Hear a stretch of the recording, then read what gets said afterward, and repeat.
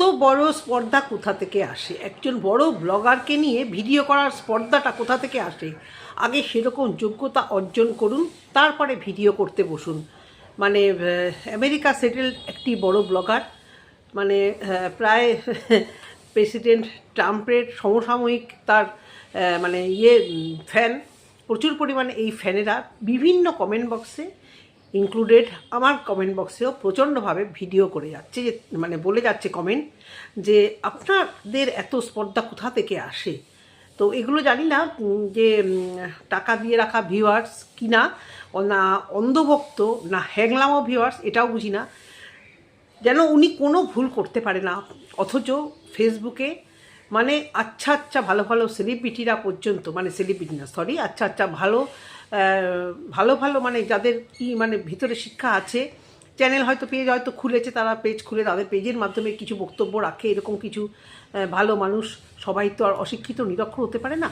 তো তাদের বক্তব্য ভুল, সবার বক্তব্য ভুল। এই যে শয়ে শয়ে ভিউয়ার্স কমেন্ট করছে নেগেটিভ কমেন্ট, যে আপনাকে দেখবো না, আনসাব করলাম, কী মনে করেন নিজেকে, কোনো ভিউয়ার্সদের কথায় পাত্তা দিচ্ছেন না, শুধুমাত্র ডলার। হ্যাঁ, এখন বিদেশ থেকে এই যে টিকিটটা যে উনি বাই চান্স হয়তো পেয়ে চলে এসেছে এখানে, ফেরার টিকিট পাওয়াটা কিন্তু ওনার জন্য অনেক পরিমাণে টাফ হবে।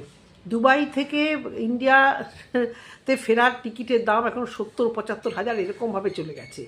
রইল বাকি এনাকে প্রচণ্ড ভালোবাসে শ্বশুরবাড়ির লোকেরা, প্রচণ্ড সাপোর্ট করে, সেটা নিয়ে অবশ্যই আজকে ভিডিও নিয়ে কথা বলবো। তার আগে বলি, আমার স্পর্ধা কোথা থেকে আসলো? সোশ্যাল মিডিয়াতে তুমি দেখাচ্ছ, তোমার ভুল ধরতে পারবো না?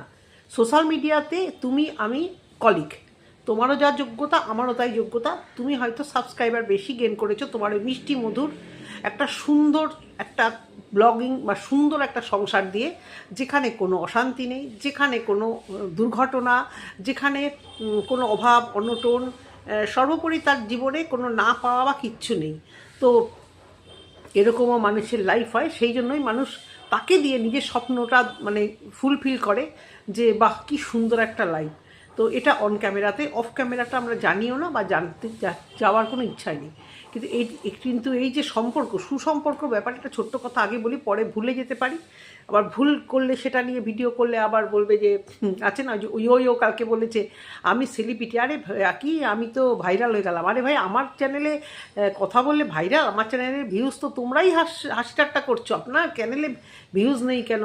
একজন তো লিখেছে আপনাদের ভিউজ নেই কেন। আসলে সে তো এরকম নগণ্য চ্যানেল, নগণ্য ভিউয়ার্স কখনো মানে কন্টেন্ট ক্রিয়েটার কখনো দেখেনি। সে হয়তো ওই লেভেলের কন্টেন্ট ক্রিয়েটারদের দেখে, তা ওনার ওই সুন্দর চোখে বাঁধানো চোখে বাইচান্স হয়তো আমার বা আরও কোনো কন্ট্রোভার্সি ক্রিয়েটারদের কথা হয়তো চোখে পড়েছে, তাই জন্য উনি খুব ভাবছে যে এত কম ভিউজও মানুষের হতে পারে। মাথা মোটা গোবর ভরা মানুষ কিন্তু আর চিন্তা করছে না যে তার চ্যানেলটা কবে থেকে শুরু, মানে আমাদের চ্যানেলটা বা আমাদের সাবস্ক্রাইবার কতটা, আমরা কী বেসিসে কতটা মানে ফ্রিকোয়েন্সি ব্লগ দিই, বা সঙ্গে এই যে এইটা, তারপরে তো আরও কিছু ট্রিক্স খেলতে হয়, সেসব তো তার মাথায় নেই। আপনাদের ভিউজ কেন এত কম? আমি যার 5 আটছি, সেই বড় ব্লগারের কত ভিউজ। তো এগুলো বলে না কেউ মানে নিজের আত্মতুষ্টিটা, মানে আমার ইচ্ছা করলো না, আমি কিছু বাজে কথা বলে দিলাম, মানে খুব শান্তি পেলাম, সে তাকে পাত্তা দেওয়া হোক বা না হোক।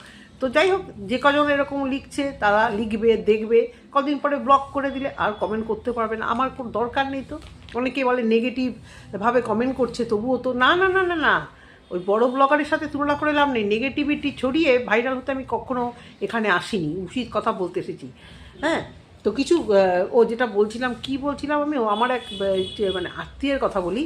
সে যখন আমাদের কলকাতাতে থাকতো, তখন তার শাশুড়ির সঙ্গে তার একদম আদায় কাজ করায়, যার জন্য তার হাজব্যান্ড যে জবটা করছিল, সেটা একটা মানে এখানেও আছে, একটা তোমার ইয়েতেও আছে, লন্ডনেও আছে। তো চট করে তো সবাই এক ধাক্কায় ঘরবাড়ি ছেড়ে দেওয়ার কথা প্রথম থেকেই চিন্তা করতে পারে না, অনেকবার দোনো কিন্তু করতে হয়। তো সেখান থেকে সে শাশুড়ির সঙ্গে যখন থাকতো, নিত্যদিন কোনো না কোনো কারণে অশান্তি।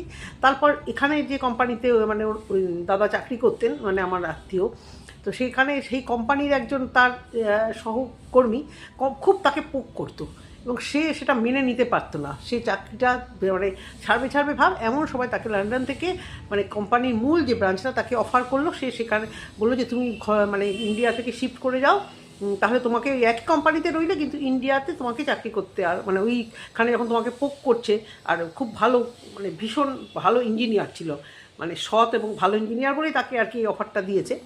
তো তখন সে দোনো মনো করে মানে অনেক চিন্তা, মানে ভদ্রমহিলা মানে আমার যে আত্মীয়া ওনার তিনি পুরো ডিপ্রেশনে চলে গেছিলো যে ওনাকে এই দেশ ছেড়ে চলে যেতে হবে, কি হবে, শরীর খারাপ হয়ে গেছিলো। তার মধ্যে এখন মোটামুটি 8-9 বছর আছে, তারা ওখানে মোটামুটি ঠিকই আছে। প্রত্যেক বছর চেষ্টা করে হয় পুজোতে বা কোনো একটা সময় সেশন, বাচ্চার সেশন কমপ্লিট হলে চলে আসার চেষ্টা করে। এই হচ্ছে কি কথা। আর তোমাদের তো বলেছি যে আমার বাবা সারা জীবন বিদেশে থেকেছে। বাবা বলতো এয়ারপোর্ট থেকে বারাসাতে যখন বারাসাতের বাড়িটা তো আমার বাড়ি অরিজিনাল, মানে বাপের বাড়ি আর কি। বাবা বলতো যত জ্যাম যেন ওই রাস্তায়, পাগল হয়ে যেতাম। ভাইও বাইরে যেয়ে চাকরি করে, ভাই ভাবে যে এয়ারপোর্টে আসি বা আমি হাওড়ায় আসি, মনে হয় যেন রাস্তাটা যেন বেশি জ্যাম, বাড়িতে আসার জন্য সবাই ছটপট করে। তো বাবার এক বন্ধুও কিন্তু ওরকম কোনো এক দেশে নেমে গেছিলো, তখন ওরকম হতো, এখনকার দিনের মতো এত রেস্ট্রিকশান ছিল না। আমার বাবারও অনেক অফার এসেছিলো, অনেক রকমের অফার এসেছিলো। বাবার ওই বন্ধু ওখানে নেমে গেছিলো এবং ওই জাপান বা কিছু একটা ওরকম হবে, তিনি সেখানকার একজনকেই মানে বিয়েটা করেছিল।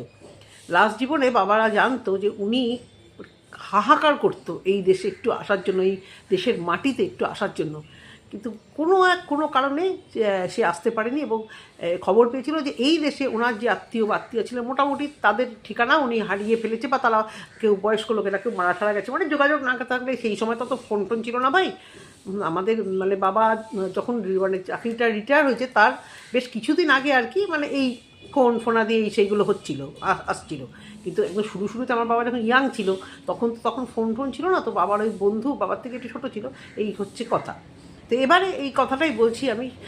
আর এই যে লন্ডনের যে আমার আত্মীয়র কথা বলছি, যে তিনি সেই ভদ্রমহিলা ওরকম সারাক্ষণ সেই শাশুড়ির সাথে ভাসুরের সাথে এদের মানে অশান্তি, মানে ওইটুকু পরিবারের মধ্যে, মানে আমারই রিলেটিভ, কিন্তু আমি মানে আর কিছু বলছি না, বেশ অশান্তি লেগে থাকতো। যখন থেকে এই বাইরে সেটেল হয়ে গেল, বছরে একবার যখন আসতো একদম মাথায় করে যে শাশুড়ি তার চুড়িদার পরলেও একটুখানি অসন্তুষ্ট হতো, সে জিন্স পরছে, সেই বৌমাকে কি ইলিশ মাছ খাওয়াবে না কি চিংড়ি মাছ খাওয়াবে না কোথাকার বিরিয়ানি খাবে, বা এও কি সুন্দর সম্পর্ক। তো সম্পর্ক দূরে থাকলে অনেকেই মাথায় তুলে রাখে, সেই কারণেই হয়তো ভিডিও করুক যা খুশি করুক, কোনো অবজেকশন কেউ করবে না, কারণ কিছু তো কন্ট্রিবিউশন হয়তো ওই কন্ট্রিবিউশনটা দিয়েই হয়তো মানে এই বড় ব্লগার আর কি মানে মুখটাকে বন্ধ করে রেখে দিত হয়তো, বা আমার কর্তব্য অনুযায়ী দিত। এই যে মায়ের শরীর খারাপ, ওনার হাজবেন্ড মানে মানিক বাবুকে কেউ কি তোমরা দেখেছো? দেখো ব্লগিং আমি দেখি, ওদের ভীষণভাবে ফলো করি। হ্যাঁ, তো আমি তাহলে কি ব্লগিং মিস করে গেছি? না, আমি ঠিকই বলছি যে ওনাকে কেউ দেখেছো? ওনার মাত্র বয়স হয়েছে এবং ভর্তিও হয়েছিল হসপিটালে। উনি কি দিন দেখতে এসেছিল?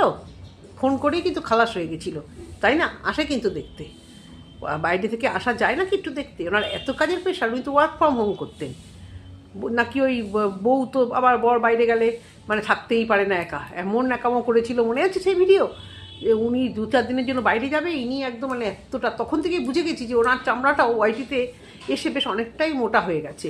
এবং দেখো পয়সার লোভ ওনার মারাত্মক, তোমরা কেউ মানো আর না মানো, শখ হলে এত নেগেটিভ কমেন্ট আর এত কিছু করে না উনি ভিডিওটা বেশ মাসে একটা দিতে পারতেন, কিন্তু ওনার এত পরিমাণেই টাকার, এবং অনেকেই বলছে ওনার হাজব্যান্ডের থেকে ওনার যে রোজগার হয়তো বেশি, এই রোজগারটার দিকে হয়তো পার্টিকুলারলি এরা বড্ড বেশি মানে ধ্যান দিচ্ছে যে এখান থেকে আমাদের ভালো টাকা রোজগার করলে তাহলে ভবিষ্যৎটা আরও সুন্দর করে কাটাতে পারবো।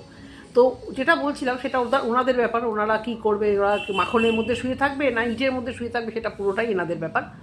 ওনার হাজব্যান্ডকে কেউ কি দেখেছো যে আমার মিসেস বাচ্চাদের নিয়ে ওখানে থাকতেই পারে, এক্সাম বলো বা চট করে আসা যাওয়া করা যায় না, কিন্তু ওনাকে কখনো দেখেছো মায়ের কাছে একটু দেখা দিয়ে যায়? মার বয়স হয়েছে, বছরে অন্তত একবার দেখো, প্রচুর টাকা তো রোজগার করে, কোনো তো ব্যাপার না ওনার কাছে 2-3 দিনের জন্য অন্তত এসে মায়ের কাছে ঘুরে যাওয়া না, ওই লেজে বউয়ের সাথেই চলে আসতে হবে।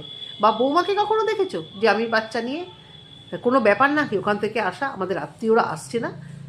সদ্য মানে আমার পুনায় যে যা থাকে, ও যখন বিদেশে গেছিলো তখন একা গেছিলো, দাদা ভাসুর চলে গেছিলো অনেক আগে, ও একা দিব্যি চলে গেছিলো, কোনো ব্যাপারই নাকি যাওয়া। তো মানে যাই হোক, পেটে বিদ্যা থাকলে সব কিছুই সম্ভব হয়। তো যেটা কথা, আমি কিছু আমার কমেন্ট বক্সে আসা কিছু কমেন্ট পড়বো, তারপর নিশ্চয়ই আবার তাকে নিয়ে নিশ্চয়ই কথা বলবো। জাস্ট ওয়েট একটু, হ্যাঁ। মানে কত বড় মাথা মোটার দল, নেগেটিভ কমেন্ট অবশ্যই পড়ব। আপনি দেখছি কি পুরো আপনার দেখছি পুরো ইন্টারেস্ট 3 দিন মত, কি 3 দিনে মোট 3 থেকে 4টে ভিডিও চলে আসলো। এটা তো কারো চোখে পড়লো না।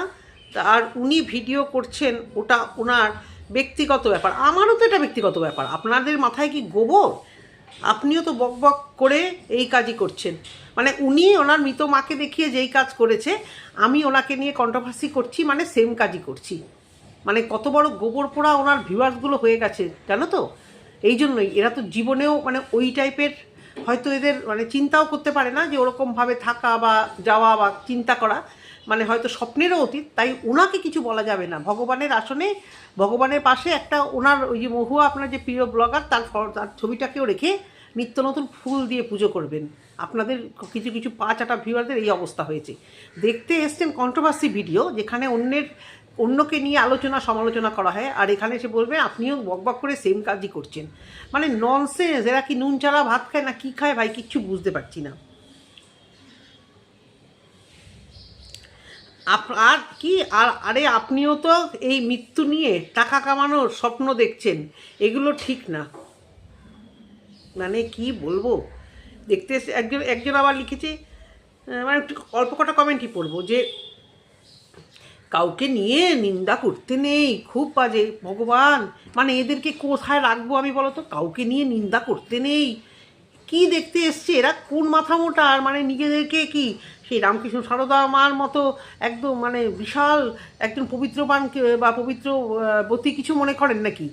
কন্ট্রোভার্সি চ্যানেল দেখতে এসে পুরো ভিডিও গিলে তখন মনে পড়েছে কাউকে নিয়ে নিন্দা করতে নেই, অথচ নিজে এরকম ধরনের কমেন্ট করে যাচ্ছ। তোমাদের সত্যি কোথায় রাখবো? অপর্ণা বলে একটি যে চ্যানেল, অপর্ণাস মিল, উনি কিন্তু ক্যালিফোর্নিয়াতে ওনার পাড়াতেই থাকে। এই যে বড় ব্লগার যে কত ভুলভাল ইনফরমেশান দেয়, ফেসবুকে চ্যানেল মানে ফেসবুকটা খুললে বোঝা যাচ্ছে প্রচুর মানুষ বলছে যে আমরা এখানে আসার আগে জানতে পারতাম না যে এত ভুলভাল ইনফরমেশান উনি দিয়ে যায়। একটা কথা বলি, উনি যে ইনফরমেশানগুলো দিল বড় ব্লগারদের কাছ থেকে কত কিছু শিক্ষণীয়, অনেকে দেখে দেখে অনেকে চ্যানেল খুলেছে। এবার ওনাকে দেখে দেখে দেখবে সবাই করবে। পরিবারে মা মারা গেলেই উনি মানে শাশুড়ি মা, শ্বশুর মানে মারা গেলেই স্মৃতির পাতায় রাখার জন্য দেখবে প্রত্যেকে দেবে। খুব মানে খারাপ দিন আসছে আমাদের ওয়াইটিতে, ব্লগিংয়ে খুব খারাপ দিন আসছে, সাবধান। কারণ না কারো কেউ না কেউ মারা যাবে, আর এইভাবে প্রত্যেক দিন দেবে। বিশ্বাস করবেন, আমি বলছি ওই ঘটনাটা। আমি কালকে রাত্রিবেলা আমি মানে এত বাজে আমার মায়ের সেই মৃত ফটো এগুলো দেখছি, উথাল পাথাল করছি। এই যে ইনি এগুলোকে স্প্রেড করেছে, মানে এইগুলো মাথার মধ্যে ঘুরতে ঘুরতে আমি আমার মায়ের সেই লাস্ট দৃশ্যটা চোখের মধ্যে ভাসছে, উথাল পাথাল লাগছে, লাভ দিয়ে পড়ে। আমি এমনিতে একটু স্বপ্ন দেখি, প্রচণ্ড স্বপ্ন দেখি, ঠিক ভুল খারাপ খুব স্বপ্ন দেখি। লাভ দিয়ে উঠে না পুরো পাগল পাগল মতো লাগছে আমার, যে আমার কী হলো। তো এই যে এইগুলো এই সোশ্যাল মিডিয়াতে এই যে স্প্রেড করা, এই যে ছবিগুলো দেওয়া থাম্বনেল, এই যে কথা বলা, অবিশ্বাসী দেওয়া, মালসা পোড়ানো, যেগুলো মানে একান্ত আপনে কাপড় দিয়ে কথা বললে পর্যন্ত ঘেটে যায়। আমরা তো তাই জানি। আমি আমার শ্বশুরমশাইকে তো আমি দেখিনি, শাশুড়ি মার বেলা আমি করতে পারিনি, কারণ আমার বাচ্চা তখন পেটে ছিল বলে আমার করা বারণ ছিল, মানে 7 মাসের উপরে হয়ে গেছিলো, তাই অবশ্যই আমি করতে পারিনি। কিন্তু এটুকু তো ছোটোবেলা থেকে কাকা জ্যাঠা, আমাদের ঠাকুমারা তো মারা গেছে, কাকা জ্যাঠাদের সবাইকে দেখেছি যে একটা পর্দা দিয়ে আড়ালে, বা শাশুড়ির সবাই দেখেছি, আমার বড় যা, আমার ভাসুর, আমার বর, সবাই মিলে এরকম করে করতো, কাপড় টাঙিয়ে করতো। সেখানে কেউ কথা বলতো না, সব কাজ সেরে যেত। কথা বললে নাকি খাওয়াতে ডিস্টার্ব হয়, সেটা উনি ওনার মেয়েকে দেখাবে, আয় দেখে যা কত ত্যাগ করতে হয়। মানে এই যে 4 জনে মিলে এসেছে, সত্যি কথা এবারে বিশাল অ্যামাউন্টের একটা ফেরার টিকিটে ওদেরকে দিতে হবে। তা যাই হোক, এই কথাগুলো বলার উনি কারণ যে ইনি যে কোনোদিন সমালোচিত হবে এইভাবে ভাবতে পারিনি। তারপরেও উনি কিন্তু আজকেও ভিডিওটা দিয়েছেন, এবং ইনট্যাক্ট ওনার আগের ভিডিওগুলোতে 1.6 মিলিয়ন ভিউজ হওয়াতে উনি কিন্তু সেই ভিডিও এখনও স্মৃতির খাতায় রাখার জন্য পাবলিশ করে রেখেছে, যে দেখো সবাই দেখো, উজাড় করে আমার শাশুড়ি মায়ের মৃত্যুটাকে আমি বেঁচে দিলাম। ওটা পার্সোনাল রাখা থাকলে পার্সোনাল দেখে নিত সবাই, সেটা করলে তো হবে না। ওনাকে দেখাতে হবে এয়ারপোর্টের সৌন্দর্য ভিডিওতে, কে আসলো, বোন মা বাবা সব শুদ্ধ মিলে শ্বশুরবাড়িতে গিয়ে পড়ে আছে, সব শুদ্ধ মিলে, নায়িকাস তো খইবাজ আর কি যাকে বলে। তো যাই হোক, মানে ওই বিদেশ থেকে এলে এরকমভাবে ওই চরণামৃত ধুয়ে ধুয়ে পুজো করার মতো অনেক বাড়িতেই করে, যে বিদেশ থেকে বৌমা ছেলে এসছে, ঠিক মানে গোবরে পদ্ম ফুলের মতো হয়তো, কারণ ওনার মানে শ্বশুর বাড়িটা দেখে সবাই যে বিশাল একটা হ্যাবক কিছু গুছানো হেভি কিছু চাকরি করে সেরকম মনে না, যদিও বাড়ি ওই ওই বিদেশের বাড়ির মতো এখানকার বাড়ি ওরকম গুছানো যায় না, ওখানে কিছু সেটিংই থাকে অন্যরকম। তো এই অপর্ণা মিল বলে যে ভদ্রমহিলা, তারও বাবার মৃত্যুর সময় ভীষণ পরিমাণে হয়তো তাকে এনারই কিছু পাবলিক গিয়ে ট্রোল করেছিল, অথচ উনি কিন্তু কিচ্ছু জানায়নি, কিচ্ছু মানে একটা ছোট ভিডিও কমিউনিটি পোস্ট ছাড়া কিচ্ছু উনি ভিডিও করে জানায়নি। তো ইনফরমেশান ভুলের কথা আমি একটা কথা বলছি, এই যে উনি গ্যাসের মধ্যে, আমিও ওটা করতে চেয়েছিলাম, ওনাকে দেখে দেখে না অনেক কিছু রান্নাঘরে গুছানোর চেষ্টা করেছি, সুন্দর সুন্দর পাত্র কিনেছি, কারণ এত সুন্দর গুছানো রান্নাঘর সত্যি সত্যি আমরা চট করে ভাবতে পারি না, তাই না? আমাদের কারণ আমাদের এখানকার রান্না কী হয়, ভীষণ পরিমাণে তেল কাজটা তেল ঝাল এই সমস্ত হয়, তাই না? মানে বিশেষ করে মাস্টার্ড অয়েলে ভীষণ তেলে হয়। আমরা রান্নাঘরে একটা ফুলের টব রাখি, যতই আমার আমার চিমনি ব্যবহার করি বা যাই করি, আমার রান্নাঘরে আমার কিচেনে কোনো চিমনি নেই, আমার এক্সস্ট আছে, বুঝেছো? তো চিমনি লাগানো হয়নি কখনো, লাগানোর কোনো ইচ্ছেও নেই, বর কেন জানি না ওই ব্যাপারটাতে লাগাবো না এই বাড়িতে আর কি। তো ভীষণ যতই এক্সস্ট চালাই, তোমার ওই ফুলের টবটা যখন আমি ব্লক করতাম, আমিও রেখে দেখেছি ও দুদিন পর পর ফুলের টব খারাপ হয়ে যায়। তো উনি রান্নাঘরে গ্যাসে দেখিয়েছিল যেটা ওই যে অ্যালুমিনিয়াম ফয়েল যেটা, ওটা পাততে। তো আমিও কদিন ধরে রাখা শুরু করেছিলাম, আমার বল লাভ দিয়ে পড়ে বলে তোর মাথাটা খারাপ হয়ে গেছে কেন, বলে এ যদি মানে এমনিতেই তো থাকছিল না ওতে, ও তো মানে ফুটো হয়ে গেলে পড়বেই। বর বলছে এ তো মানে এক ফোঁটা আগুনের ফুলকি পড়লেই তার সঙ্গে যদি তেল ফেল পড়ে, এই তুমি জানো দাউ দাউ করে জ্বলবে, এসব কোথা থেকে সব শেখো? আমি বললাম কেন, আমি ব্লগারদের দেখেছি। বলে এই সমস্ত ওঠা কখন লাগবে না, যেরকম আমাদের দেশে যেটা চলে, আমাদের এখানে যেটা চলে ওই সার্ফ দিয়ে যেরকম করে দাও, ওইরকমভাবে সুন্দর করে গ্যাস পরিষ্কার করলেই হবে। এক তো অ্যালুমিনিয়ামের ফয়েলের যথেষ্ট দাম, সেটাকে রোজ রোজ ওই রান্না করার জন্য সকালবেলা একবার, বিকেলবেলা একবার, দুপুরবেলা একবার গরম করা, বিকালবেলা একবার গরম যদি করতে হয়, যদি কিছু ফ্রাই ট্রাই করতে হয়, তখন আবার কি ফয়েল পাতবো, সেটা তো নয়, সেটা সম্ভব নয়। তা প্লাস ওটাতে নাকি আগুন ধরে, এরকম ছোটোখাটো অনেক ভুল ইনফরমেশান আমরা ওনার ভিডিওতে পেয়েছি। আর আরেকজন কালকে আরও একটি ব্লগ দেখলাম, ওনার 23,000 সাবস্ক্রাইবার, উনি বলল ব্লগারদের জন্য অত্যন্ত লজ্জনীয় ঘটনা আজকে এই জিনিসগুলো, ভালো ব্লগারদের মানে তার মধ্যে আমিও পড়ি, মানে উনি নিজের কথা বললো যে ইনক্লুডেড মি, আমাকেও সবাই এই কোশ্চেনই আমার কমেন্ট বক্সে করছে যে ছাড়ুন তো আপনারা ব্লগার। এটা তো সত্যি কথা। দেখো ভাই, পার্সোনাল জিনিস পার্সোনাল রাখার মধ্যে একটা আলাদাই আর তুমি পার্সোনাল জিনিসটা উজাড় করে তুমি রোজগার করছো, সবাই পারে না, সবাই কিন্তু পারে না। সে তুমি যতই রেখে ডেকে তুমি রোজগার করো বা যতই রেখে ডেকে তুমি করার চেষ্টা করো, আর এই তো বলছে আমার ভিউয়ারদের আমি সব ইউজার করব। কোন এমনকি ফেসবুকে কমেন্ট বক্সে এতটাই খারাপ কমেন্ট ওনাকে নিয়ে আমার ভাবতেও খারাপ লাগে যে বেডরুমের জিনিসটাও পাবলিশ করে দিন, আরও রোজগার হবে। ভাবতে পারো এনাকে নিয়ে মানুষের মনোভাবটা কোথায় এসে দাঁড়িয়েছে, শুধুমাত্র এই কারণে। আমার কমেন্ট বক্সে একজন লিখেছে উনি এমন কিছু দেখাননি, আর কি বাকি আছে, এমন কিছুও দেখাননি। তাহলে আমাদের বাড়িতে একটা মেয়ে, ওই যে সুমি, যে আমাদের শ্রাদ্ধ বাড়ি ব্লগ করেছিল, তারপরে আরেকজন ছেলে, ইনফ্যাক্ট আমাদের সঞ্জয়কে অনেকটা ট্রোল হতে হচ্ছিল, ওনার বউ আর ও যখন একটা শ্রাদ্ধ বাড়িতে যাওয়ার জন্য সাজগোজ করে বেরোচ্ছিল, আরেকজন ভদ্রলোক শ্রাদ্ধ বাড়ির ফুড ব্লগ করে ভীষণভাবে ট্রোল হয়েছিল। ওরা তো খুব একটা অর্থনৈতিক অবস্থার দিক থেকে সেই জায়গাতে যায়নি, তাহলে ওরা কেন এত নিন্দিত হবে? ওদের তো তবু আত্মীয়, ওগুলো আত্মীয় না, মানে যাতে সুমি বলো বা বলো, এই আরও যে সঞ্জয় বলো, আর একজনের নামটা আমার ঠিক মনে পড়ছে না, দেখি সুমির সাথে ওনার খুব ভাব, সুমির বাড়িতে যখন করলো তখনও গেছিলো। তো তারা তো খুব একটা, তাদের তো নিজেদের আত্মীয় নয়, একটা দুঃসম্পর্কের আত্মীয়। এবং সুমি তো যেই ব্লগটায় ভাইরাল হয়েছিল, এও বলেছিল যে আমি যার শ্রাদ্ধে যাচ্ছি তাকে আমি কোনোদিন দেখিনি এর আগে। তাহলে তাও সে সাজগোজ করেছিল বলে সে বাচ্চা মেয়ে, যদিও সে সুবিধার না, আমি তাকে সাপোর্ট করছি না, তবুও বাচ্চা মেয়ে করে ফেলেছিল। ও বলছিল অনেকদিন ধরে ভিডিও করছি, ভাইরাল হচ্ছি না, ওই ভিডিওটা করে ও ট্রোল হয়ে ভাইরাল করে ফেলেছে। বুঝতে পারেনি, হয়তো বাচ্চা মেয়ে না ইচ্ছে করে করেছে, জানি না। কিন্তু এ তো প্রতিমতো জানান দিচ্ছে যে ইনি আমার নিজের আত্মীয়, নিজের শাশুড়ি মা, সেখানে ইনি চোখের জল নাকের জল ফেলে পার্ট বাই পার্ট ভিডিও ছাড়ছে। আজকে তো মানে সমস্ত হাত পার করে সে তার মেজো যা, যে নাকি তার কথায় ওঠে আর বসে, হতে পারে বয়সে মেজো যা, কিন্তু সম্পর্কে হয়তো মেজো যা বা কিছু, কিন্তু কিন্তু যে মাথার উপরে থাকে, মানে মেজোদাকে আগে ক্যামেরার সামনে দাঁড় করিয়ে দিয়ে সোশ্যাল মিডিয়ার সামনে বলতে বলো, আমার গুণকীর্তন করতে বলো আমি কি করেছি। মেজোদাও বলতে লাগলো তুমি অনেক করেছো তুমি। আমি ভাবছি আর অবাক হচ্ছি কী দিন এসছে। হ্যাঁ, এই রকম বড় ব্লগারকে এই ধরনের প্রমাণ দিয়ে একজনকে বলাতে হচ্ছে তার ক্যারেক্টার সম্পর্কে, যে আমি কি করেছি না করেছি, আর সে বলেই যাচ্ছে, আর সেইগুলো ক্যামেরাতে ক্যাপচার করছে, সেগুলোতে সে পোস্ট করে দিল ক্যামেরা করে।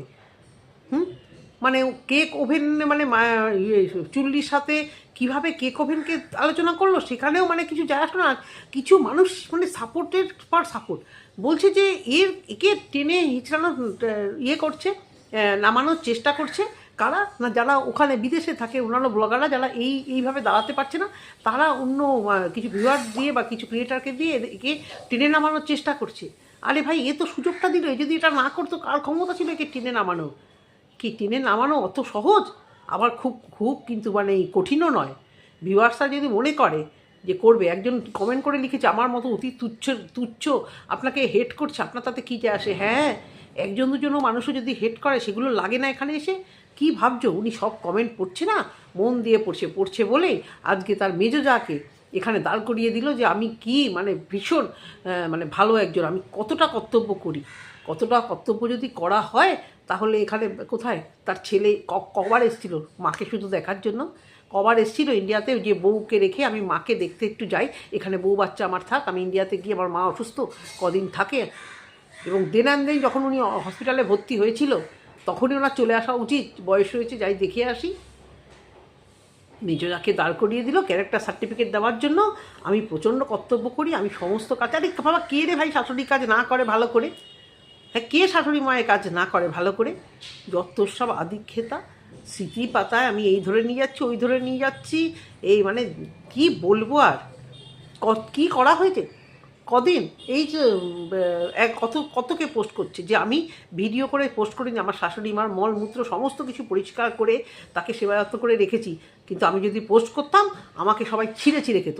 সত্যি কথা, এটা কোনো ছোটো ব্লগার, মিডিওকার ব্লগার এগুলো পোস্ট করতো, কিছু সবাই একে ছিঁড়ে খেত, ছিঁড়ে টুকরো করে খেত। আর বড় ব্লগার বলে ভগবান হয়ে গেল। যে ওই আরেকজন যে আমেরিকা থাকে, না অপর্ণা নয়, আরেকজন যে ওনারই কাছাকাছি, না উনি সান ফ্রান্সিসকোতে থাকে, উনি বলছে আমার না এত কিছু বলারও দরকার নেই, বলবে দুনিয়ার আত্মীয়দের করতে বসেছে, না আর কিছু বলার দরকার নেই। মানে সান ফ্রান্সিসকোতে যিনি থাকেন সেই ব্লগার বলছে যে আমার 30,000 সাবস্ক্রাইবার, কিন্তু খুব একটা তো কম নয়, কিন্তু আমি কোনোদিন এরকম নেগেটিভিটি দেখাতে পারবো না এবং দেখাবো না, কিন্তু আমাকেও এই ব্লগারের আজকে সবথেকে খারাপ পরিণতির দিন, মানে খারাপ দিন আজকে এসে দাঁড় করিয়ে দিল। আমাদের যে মানে যাকে দেখে আর কি আমরা মানে ইনফ্লুয়েন্সার আর কি, যাকে দেখে আমরা ব্লগিং শুরু করেছি, যাকে দেখে আমরা কত কিছু শেখার চেষ্টা করি, সে আজকে আমাদের সবার মাথা হেট হয়ে গেল। ব্লগারদের অত্যাধিক লজ্জাজনক মানে দিন এসে গেল। ব্লগারদের সবাই বলছে যে আপনারা তো মৃত মানুষকে দেখে ভিউজ রোজগার করেন, আর মনিটাইজেশন কোনো অফ না। যারা বেশি না জানো দেখো গিয়ে অ্যাডভার্টাইজ দিচ্ছে কি না। আজকের ভিডিওতে অবশ্য আমি কোনো অ্যাডভার্টাইজ দেখিনি, যদিও আজ অবধি আমি পুরো ভিডিও কখনোই দেখছি না, পুরো একদম লাস্ট অবধি আমি দেখতে পাচ্ছি না, কারণ আমার ভিতরে আমাকে দিয়ে ওখানে আমার কিছু উথাল পাথাল হচ্ছে। সেই জন্যই বলছি যে নেগেটিভিটি আমার মতো নিশ্চয়ই অনেকের হচ্ছে, অনেক বয়স্ক লোক আছে, অনেক বাচ্চা আছে যারা তাদেরও কিছু কাছের মানুষকে হারিয়েছে। তো এইগুলো কি সোশ্যাল মিডিয়াতে দেখানো খুব প্রয়োজন?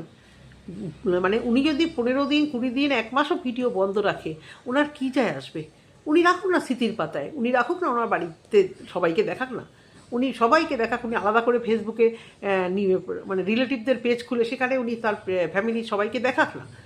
যারা পেজ শাড়ি ফাড়ি বিজনেস করে অনেকেই, বা যারা ইউটিউব মানে ফেসবুকে আর কি ভিডিও দেয়, তাদের কিন্তু দুটো চ্যানেল থাকে। আমিও যখন খুলেছিলাম আমার পার্সোনাল একটা আমার নামে, নিজের নামে অপর্ণা চৌধুরী দিয়ে একটা ছিল, আর একটা ছিল অপু সংসার দিয়ে আলাদা পেজ ছিল, যেখানে আমি আমার ছোটো ভিডিওগুলো পোস্ট করতাম।